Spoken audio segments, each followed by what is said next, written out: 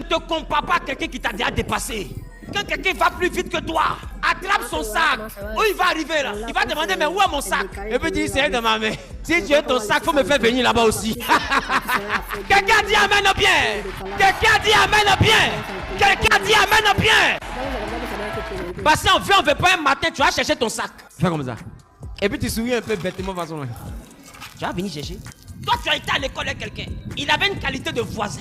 Vous mangez au kiosque ensemble. Maintenant, il est devenu PCA d'une holding. Le gars, il a un 2 jets privés. Et puis tu veux parler à lui comme ton voisin. Il n'est plus ton voisin. Ton voisin est mort. Vive le PCA. Même si lui-même t'appelle voisin, il ne faut pas l'appeler voisin. Tu habites sur immeuble au 4e étage. Regarde ce qu'Escalier a fait à tes mollets. Pour aller chez toi, tu fais presque demi-kilomètre. Tu vas marcher comme ça, arriver au 1er étage, tu tournes encore. C'est pour arriver à la maison. Hein. Oh, il y a longtemps que le GPS a dit, vous êtes arrivé à destination. Ça fait 5 minutes, GPS a dit ça. Maman qui est arrivée, elle est en train de se battre à l'escalier pour arriver. En fait, toi, tu arrives, mais tu n'es pas arrivé. C'est bizarre. Donc, il n'est pas ton voisin. À la vérité, il est le voisin du ministre des Finances. Parce que là où il habite, là, c'est le ministre des Finances qui est à droite. Il est le voisin du footballeur international. Parce que là où il habite, là, c'est le footballeur là qui est en face. Toi, vous vous dites à demain. Tu t'es à Yopougon, lui c'est à Beverly Hills. Vous n'êtes pas voisin.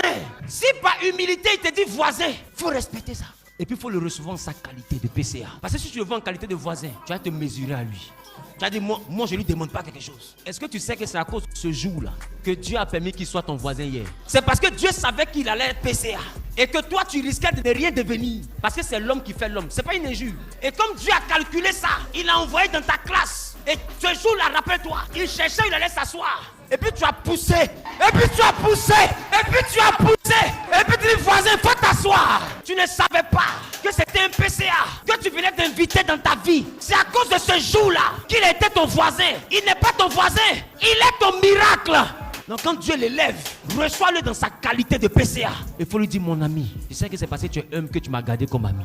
Mais quand moi je marche avec toi, là, ça dit, je ne me sens pas digne de toi. Parce que c'est bizarre. Toi tu es ici, moi je suis ici. J'ai des diplômes. Je ne te demande pas l'argent. Trouve-moi un travail. Pour que quand je m'habille à côté de toi, qu'on sente que je suis ton ami. Il va s'asseoir. Ça va faire ding, tout, temps. Il va te dire, on va voir. Et en sa qualité de PCA, il va prendre le téléphone, contacter telle personne. Dites-lui qu'il commence la semaine prochaine. Au travail, tu l'appelles patron. Après, tu l'appelles mon ami. Ça ne va pas te donner la gale. Il y en a qui sont pauvres ici par orgueil. Sinon, à côté de toi, il y a déjà des rois. Mais le problème, c'est que tu ne les reçois pas en qualité de roi. Il y a quelque chose en toi qui se mesure à la royauté. Tu es en danger, tu te joues les dangereux. Tu n'as rien, tu te gonfles. Tu as te percer, hein? Hey! C'est pas pour rien que Dieu a permis que tu aies le numéro. Sinon, au stade où on parle là, beaucoup de personnes cherchent le numéro. Et toi, tu as le numéro, tu dis, je m'en fous de lui. En réalité, c'est lui qui s'en fout de toi. Et puis toi, tu t'en fous de toi-même. Parce qu'à la vérité, tu es dans sa vie, tu n'es pas dans sa vie là. Qu'est-ce qu'il perd? Mais quand il est dans ta vie là, qu'est-ce que tu gagnes? Tu peux rien apporter à sa vie. Mais lui peut tout apporter à ta vie. Descends, reçois le ou là en la qualité qui transporte. Et puis tu verras que cette qualité-là va te récompenser. Et puis tu vas monter. Il faut se frotter aux étoiles pour devenir luciole. C'est les oiseaux de même plumage qui volent ensemble. Si tu n'as pas de plume, frotte-toi à quelqu'un qui a ça. Pour toi, va pousser.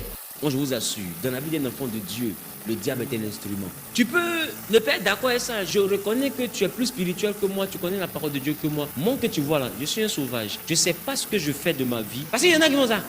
Comment c'est un instrument? Il est écrit. Et puis c'est un vulgarisateur qui fait ça. Tu as fini de gonfler pneus. Quelqu'un qui a tout laissé pour faire Bible. Toi, tu veux venir parler de son travail et lui. La Bible dit, rien ne t'arrive sans que Dieu ne l'ait permis. Ça veut dire qu'il ne faut pas regarder le diable qui a fait. Il faut regarder qui a permis. Le diable n'a rien fait. C'est celui qui a permis. S'il n'a pas permis, là, c'est le diable qui me fait. Donc, qui m'a fait? Qu'est-ce que tu fais? C'est pas moi. C'est le diable qui a fait. Il te dit, c'est pas moi. Mais qui a permis? Dieu n'a pas dit c'est lui qui fait, il dit c'est lui qui permet. Ça veut dire qu'il permet puis quelqu'un fait. Et le quelqu'un là, c'est lui que tu appelles le diable. C'est un instrument qui exécute la permission. Voilà pourquoi le diable ne pouvait pas toucher Job sans que Dieu ne lui donne la permission. Parce que le diable ne fait pas, il exécute la permission. S'il n'a pas de permission, il ne te touche pas. Donc tes histoires de dire, Seigneur, lève-toi contre l'ennemi, ils s'en prennent à mon commerce. Tu n'as pas compris ce qu'il dit là. S'ils s'en prennent à ton commerce, c'est que Dieu a permis. S'il a permis, alors ta prière ne peut pas empêcher celui qui touche ton commerce de toucher ton commerce. C'est ce qui peut empêcher ta récompense, ta capacité à pratiquer sa parole pour que le Dieu qui a permis là, arrête la permission. Quand il arrête la permission, le diable aussi va arrêter son action. Et son action est liée à la permission. Tant que la permission est valable, son action se poursuit. Voilà pourquoi il a persécuté Job jusqu'à ce que la permission expire. Quand la permission est expirée, Job a été restauré 100 fois plus que ce qu'il avait perdu parce que la permission était expirée. Tu ne peux pas combattre le diable, tu ne peux que respecter la parole de Dieu. Quand tu as la main de Dieu sur toi, Satan te voit, mais il fait comme s'il ne te voit pas. C'est quand Dieu lui a demandé, est-ce que tu as vu Job? Il dit, je l'ai vu, mais ta main est sur lui. Quand la main de Dieu est sur toi, Satan fait comme s'il est aveugle. Oh, il t'a bien vu. Et c'est parce qu'il n'a pas de permission. Non, ne pense pas que c'est ta prière qui l'empêche de venir. C'est la main de Dieu qui l'empêche de venir. Quand Dieu a retiré sa main, Job priait, mais il a lu l'heure. Job jeûnait, mais il a vu dedans. Job faisait offrande, mais il a compris l'histoire. Beauté qui s'est passée dans sa vie. Au fait, vous pensez que c'est parce que vous vous levez le matin très tôt. Non, on se lève le matin très tôt pour dire à Dieu qu'on est toujours prêt pour toi. Il ne faut pas enlever ta main. Ce n'est pas notre prière là qui nous protège. Notre prière, en réalité, notre adoration, c'est un renouvellement quotidien de notre allégeance à sa seigneurie. Pour dire qu'on a encore un pays qui est sous ta gouvernance. Donc, on veut que ta main reste sur nous. Voyez, si sa main est quittée. Ton parler en langue tu fais, et quand tu ouvres ton nez, on te pose question, c'est le feu, tu craches. Ok, on verra bien. Sans la main de Dieu, les gars, il va nous faire piquer, il va nous faire brochette.